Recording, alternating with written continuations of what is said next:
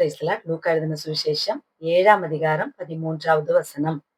கர்த்தர் அவளை பார்த்து அவள் மேல் மனதுருகி அழாதே என்று சொல்லி, இங்க ஆண்டுடைய வார்த்தை சொல்லுகிறது, நாயின் ஊருக்குள் இயேசு போகும்பொழுது அங்கு ஒரு கைம்பெண்ணை பார்க்கிறார்.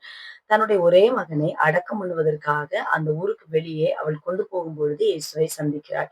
அவளுடைய அழுகையை கண்ட இயேசு அவள் அருகே சென்று அழாதே என்று சொல்லி அந்த பாடையை தொட்டு மரித்த வாலிபனை எழுப்பி அந்த தாயின் இடத்திலே கொடுக்கிறார். இந்த வசனத்தை கேட்கிற நீங்கள் இன்றைக்கு ஏதோ ஒரு விஷயத்திற்காக அழுது கொண்டிருக்கிறீர்கள், கலங்கி கொண்டிருக்கிறீர்கள்.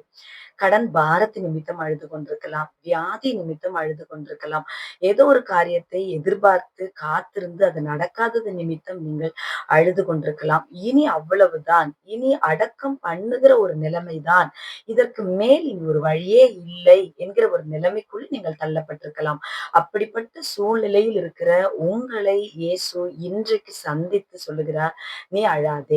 அந்த அழுகையை ஒரு நொடி பொழுதில் இயேசு மாற்றினார். இன்றைக்கும் நீங்கள் அழுகிற அந்த நிலைமையை ஆண்டவர் மாற்றப் போகிறார். உங்களுக்கு ஒரு பலத்த அற்புதம் தேடி வரப்போகிறது. அதே லூக்கா எழுதின சுவிசேஷம் 7ஆம் அதிகாரத்துல வாசித்து பார்க்கும் பொழுது, அங்கு 100க்கு அதிபதிக்காக யூதர்கள் பேசுகிறார்கள். இவன் தேவாலயத்தை கட்டினான். இவன் இந்த அற்புதத்தை செய்ய வாங்க அவன் பாத்திரவானா இருக்கிறான்.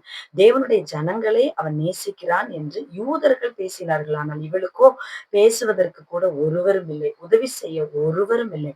ஆனால் அப்படி தனித்து விடப்பட்ட இந்த பெண்ணுக்காக இயேசு மனதுருகி அற்புதம் செய்தது போல உங்களுக்காக கர்த்தர் மனதுருகி அற்புதம் செய்வார். ஒரு பலத்த அற்புதத்தை இந்த புதிய நாளில் நீங்கள் பார்க்க போகிறீர்கள். உங்கள் அழுகை களிப்பாய் மாறும். God bless you.